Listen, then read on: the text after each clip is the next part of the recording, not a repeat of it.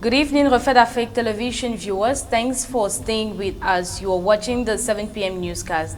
Here follows the headlines. In Cameroon, according to a press release by the minister delegate to the presidency in charge of defense, announces a special recruitment within the Rapid Intervention Battalion B from February 1 to May 14, 2021. In Liberia, a referendum on shortening presidential terms is being voted. This is all for the headlines that will be developed in a moment.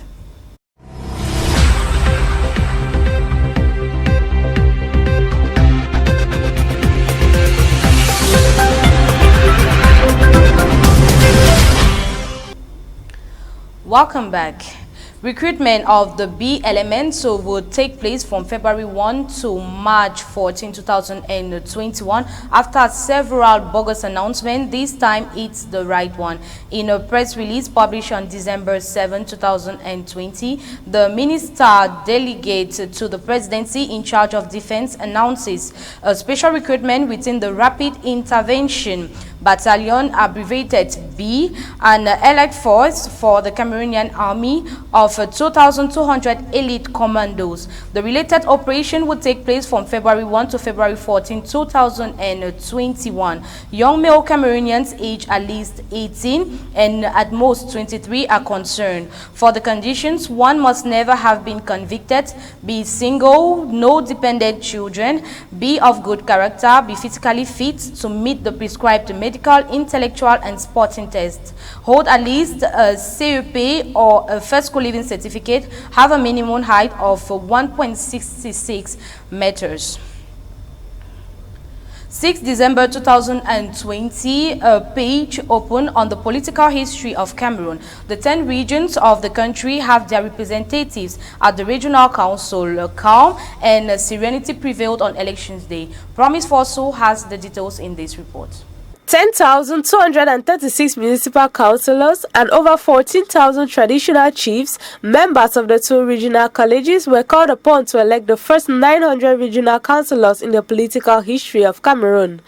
Taking into account the particular health context marked by the COVID-19 pandemic, Cameroonian election had planned in each polling station a device allowing to respect the barrier measures in accordance with the health protocol developed by the Cameroonian government. At the entrance of each office, a health team was responsible for orienting the voters. From the time of the opening of the offices to their closure, the administrative authorities are on time for the conduct of electoral operations.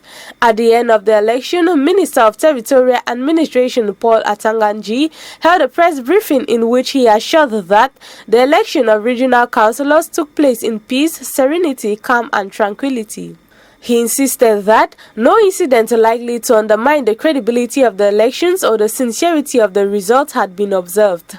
How the Minister of Territorial Administration, in drawing up this assessment, can affirm that the election took place without incident, while Encho Elias Ambi, Municipal Councillor of the municipality of Widikum in the northwest region of Cameroon, was shot by separatists last Sunday when he returned from Bangui, where he had fulfilled his civil duty.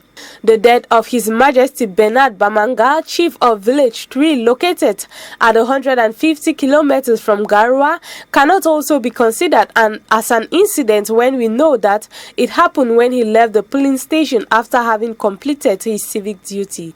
This election, which was held last Sunday, therefore, appears as a historic opportunity for Cameroon in that it has brought the administration closer to the administrators and has guaranteed each region a development of proximity.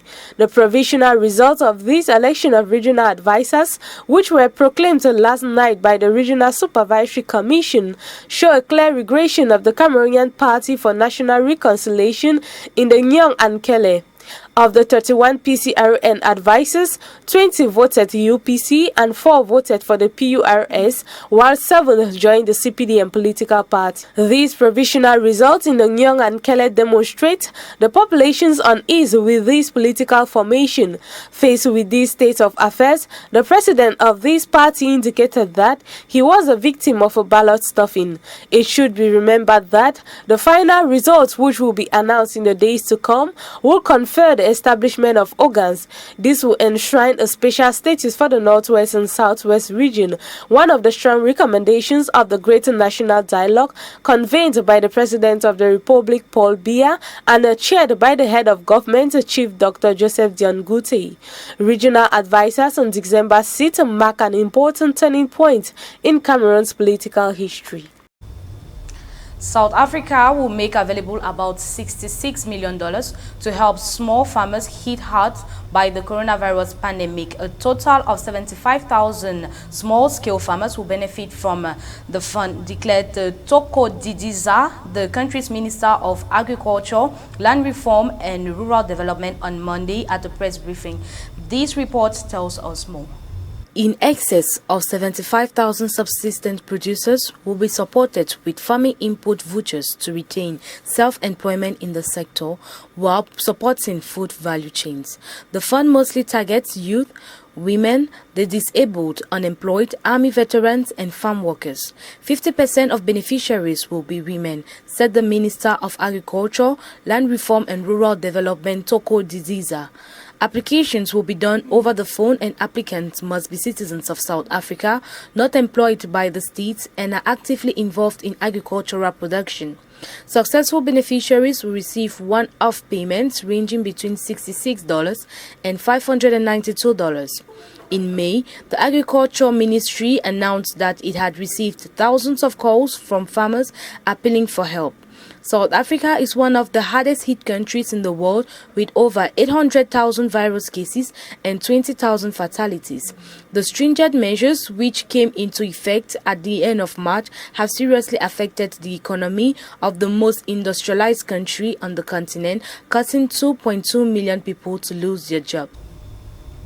Liberians are voting today in a referendum on shortening presidential terms, a change some members of the opposition fear President George Weah will exploit to extend his stay in power. Ballot papers will also ask voters to choose between lifting a ban on holding dual nationality or not. President Weah is seeking to cut the length of some terms for presidents and lower house lawmakers for 6 to 5 years and from 9 to 7 for senators. According to the 54-year-old president, they strongly believe keeping someone in power for long is not the way to go. Reducing term limits is a relative novelty that the region where aging presidents have followed a pattern of clinging to office using constitutional changes, even though critics and oppositions like Senator Darius DeLeon fear that the president is pursuing the same goal. President Weah will seek a third term simply because the first 6 years would then be under a new constitutional arrangement. Weah's office has, however, refuted the allegations of him scheming to prolong his stay in power through the referendum. Votes are being counted in Ghana following the presidential and parliamentary elections on Monday. According to initial results, President Akufo-Addo is ahead of his rival and former President John Mahama, despite the election being largely calm. Heavy security is surveying the count in the capital Accra's Jamestown neighborhood, where Ghanaians are already celebrating the victory of their candidates. There are 12 candidates in the running, but it is expected to be a two-horse race between incumbent President Akufo-Addo of the New Patriotic Party, NPP, and his longtime rival and former President John Mahama of the National Democratic Congress Party, NDC. A few polling stations opened late and isolated cases of ballot tampering reported by the Electoral Commission, but there were no major incidents across the country. 38,000 polling stations. After President Abdel Fattah al-Sisi's arrival in France, about 20 protesters gathered outside the Paris National Assembly yesterday, December 7, 2020, while chanting down with dictatorship. Before the 3 days visit, right groups had accused France of indulging the Egyptian president of brutal repression. Listen to this report by Promise Fosu once more. The demonstration outside the parliament painted a very different picture to earlier in the day when France welcomed President Abdel Fattah al-Sisi with a cavalry parade through Paris.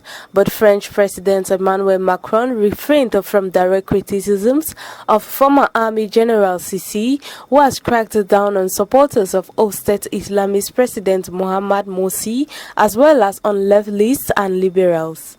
Macron told a joint press conference with Sisi that he would not condition the sale of weapons to Egypt and trade ties on human rights, as he did not want to weaken Cairo's ability to counter terrorism in the region.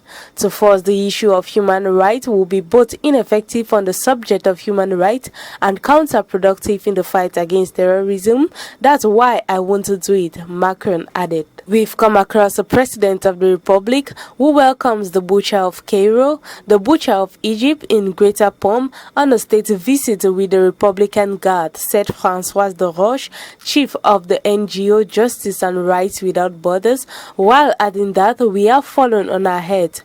This is unacceptable. France, the country of human rights, cannot accept this. According to the French president, it is more effective to have a policy of dialogue than a policy of boycott, which will reduce the effectiveness of one of our partners in the fight against terrorism and for regional stability. It is noted that more than 40,000 people have fled across the border to Sudan, and many others may have been forced from their homes. Last week, Ethiopian authorities said that they would open up a corridor for aid workers, even though it is difficult to get verified information from the region, as a communication blackout in much of the area is still active, while the European Union Foreign Affairs representative has called for humanitarian access. This is the package we gathered for you, dear televiewers. Thanks for watching till the end. Le Journal du 20h comes next with Thierry Nyopé. Until this, have a blessed evening.